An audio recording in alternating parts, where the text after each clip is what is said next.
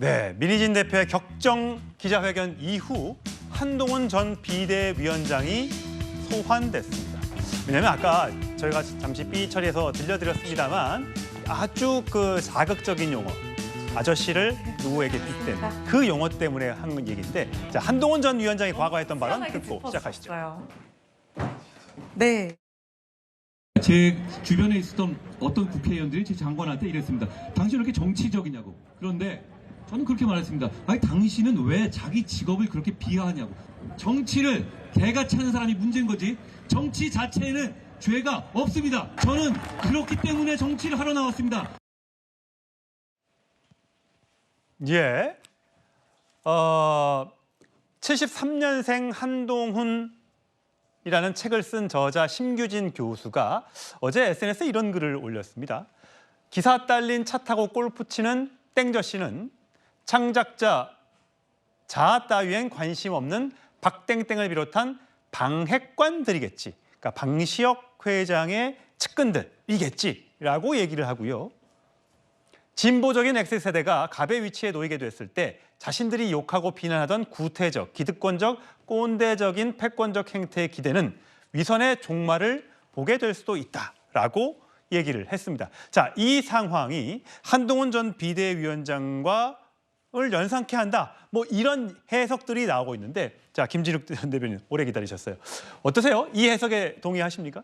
글쎄요, 뭐 저렇게 보는 시각도 있을 수 있을 것 같아요. 저 시각대로 본다면 한동훈 전 비대위원장이 윤석열 대통령의 자회사가 되는 격이거든요. 그러니까 비유하자면. 그런데 저렇게 비유를 할 수 있는가? 과연 정치권을 어떤 기업이나 어떤 문화계의 이런 특수성하고 맞춰서 할 수 있는가라는 생각을 해보면 사실 조금 다른 부분은 있다. 왜냐하면 이 정치권이라는 것은 나이가 문제가 아니고 본인이 어떤 그 모습으로 대중에게 본인을 전파하고 대중의 자리를 만들어가는가 하는 부분들이 제일 중요한 부분이다 이렇게 보여지거든요. 그래서 지금 이제 뭐 한동훈 전 비대위원장이 73년생이다 보니까 그렇죠. MZ 세대라고 얘기를 해요. X세대죠, X세대. X세대. 네. X세대에서 본다면 아마 지금의 정치권은 상당히 기득권이 충만한 그런 정치권으로 보일 것이고 거기에 본인이 상당히 어필할 수 있는 여지가 있다라고 보일 텐데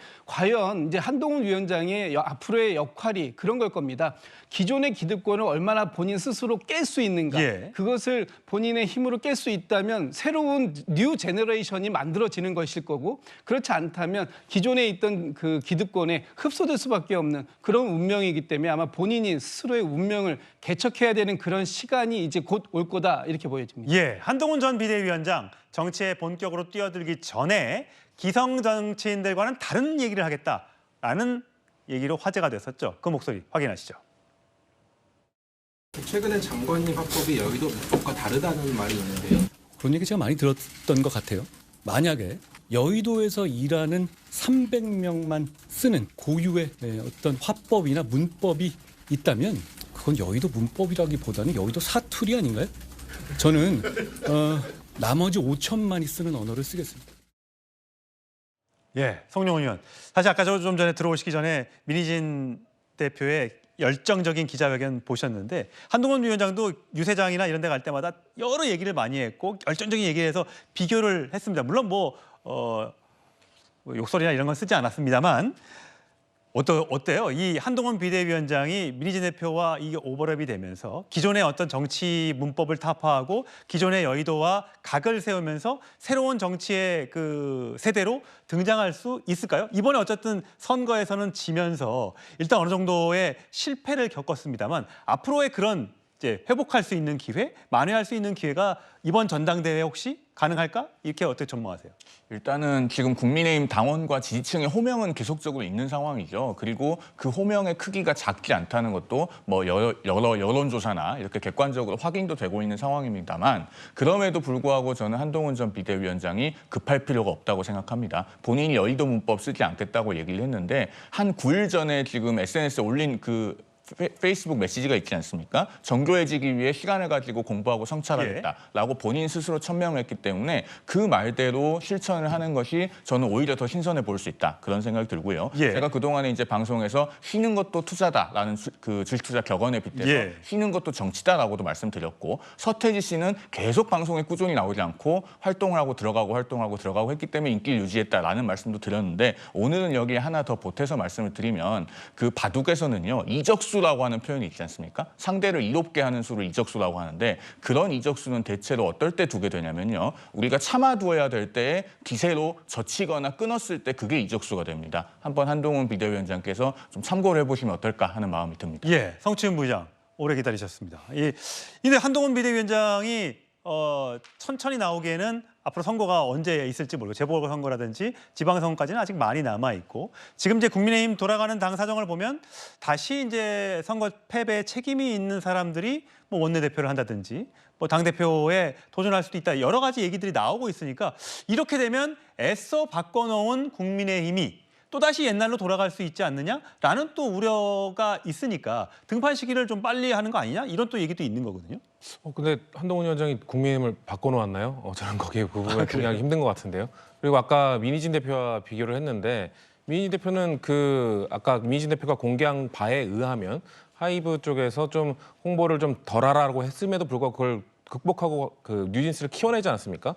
한동훈 위원장은 어떻게 보면 그 김건희 여사에 대한 의혹이나 이런 것들을 계속해서 제기하지 못하고 비판의 목소리를 내지 못하면서 국민의힘을 선거 승리로 이끌지 못했죠. 그렇기 때문에 민희진 대표와 비교하는 것도 부적절하고 국민의힘을 바꿨다는 비유도 저는 부적절하다고 생각합니다. 그렇기 때문에 어쨌거나 그럼에도 불구하고 한동훈 위원장은 지금 보수 대권 차기 대권주자 1위고 그리고 스피커 볼륨도 상당히 커진 상황이기 때문에 아마 재등판 시기는 조율할 거라고 봅니다. 하지만 저는 지금 일단 대통령과 좀 불편한 상황이 와 있고 그렇기 때문에 당장 등판하기 힘들 거고 그렇지만 스피커 볼륨을 키워놓은 상황에서 충분히 국정 운영 방향이나 아니면 여야의 대치 사항이 아무로 펼쳐졌을 때 그거에 대해서 의견을 내놓고 그리고 선거 과정에서 보였던 본인이 정치 신인으로서 갖고 있던 좀 미숙함 이런 것들을 채워가기 위한 뭐 공부 모임이나 이런 것들을 병행하면서 아마 본인의 입지를 키워가는 역할을 한다면 충분히 해서 보수에서 자리를 잡을 수 있지 않을까라는 생각을 합니다. 그리고 아마도 이번 선거에서 총선에서 통상적으로 공직선거법 위반으로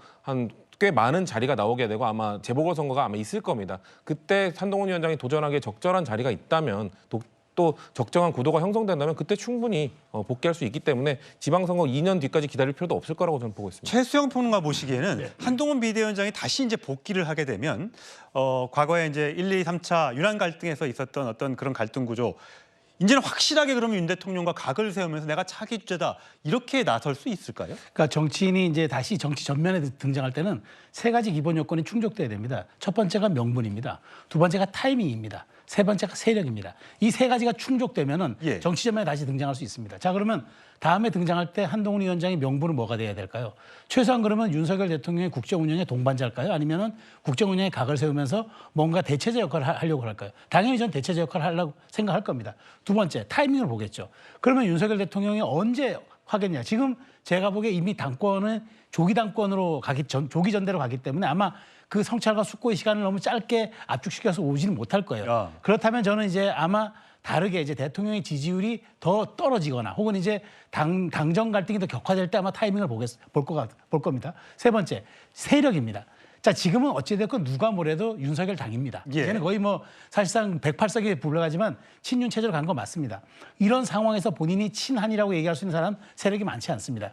그런 측면에서 어떻게 본인이 세력화를 자기 중심적으로 좀 생각해서 이게 객관화됐다고 생각할 때가 맞을 것 같은데 저는 그래서 올해는 한동훈 위원장이 다시 전면으로 복귀하는 게는 물리적으로나 시간적으로나 여러 가지 측면이 좀 상황이 좀 적절치 않지 않나 그렇게 분석합니다. 올해는 어려울 것 같고 빠르면 내년이 될 수도 있겠다. 자, 어떤 전망이 맞을까요? 지켜보도록 하시죠.